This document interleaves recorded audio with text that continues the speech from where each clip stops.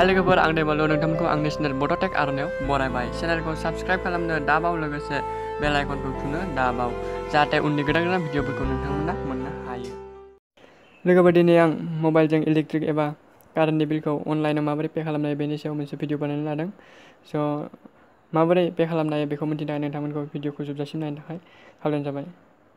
थुदो लोगोफोर भिडिअखौ गोलाव खालामालासिनो जागायदोनोसै। नोंथांमोना गिबियावनो गावबा गावनि मबाइलनि प्ले स्ट'राव थांनानै माइ बिजुलि लिरनानै सार्च खालामनांगोन। स' आंनियाव अलरेडि इनस्टल खालामखानाय दङ, आं इनस्टल खालामबाय थालिया। बेनि इनस्टल खालामनायनि उनाव नोंथांमोना बे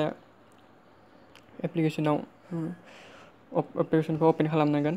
अपेन खालामनायनि उनाव नोंथांमोन बेवहाय कनजुमार आइडि आरो पासवार्ड बिनाय नुनो मोनगोन। बेनि थाखाय नोंथांमोना गिबियावनो बेवहाय क्लिक खालामनानै कनजुमार आइडि आरो कनजुमार नेम मबाइल नाम्बारखौ होनानै एकाउन्ट खुलिग्रोनांगोन। अब्लासो नोंथांमोना बेवहाय लगइन खालामनो हागोन। नोंथांमोना एकाउन्ट खुलिनायनि उनाव कनजुमार आइडि आरो पासवार्डखौ होनानै लगइन जाग्रो।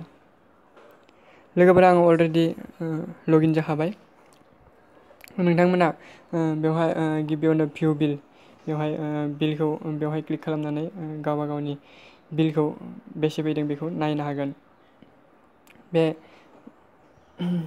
आरो बेनो बिल एमाउन्टआ गिबिनि मोनसेयानो।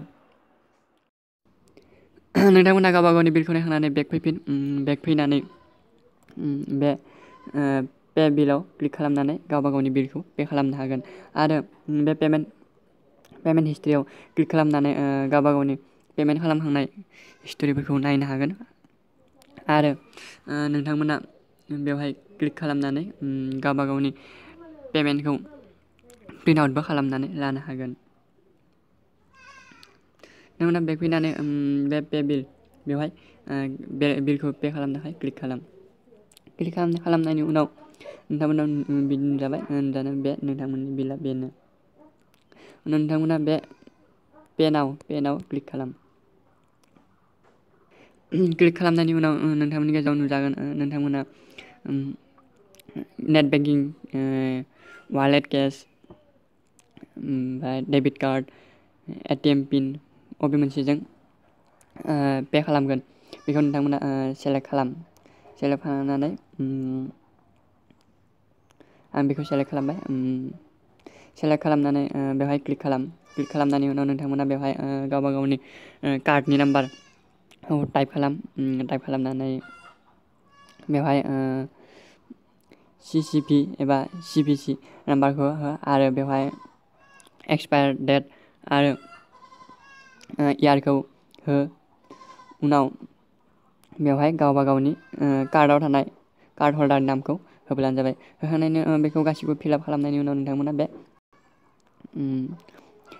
मेक पेमेन्ट बेवहाय क्लिक खालाम। क्लिक खालामनायनि उनाव नोंथांमोननि बिला पे जागोन। स' आं दानो पे खालामथ'वा, ओंखायनो नोंथांमोननो जास्ट देखायदोंल'। भिडिअखौ नायनानै नोंथांमोना बुजि मोनबाय जानांगौ।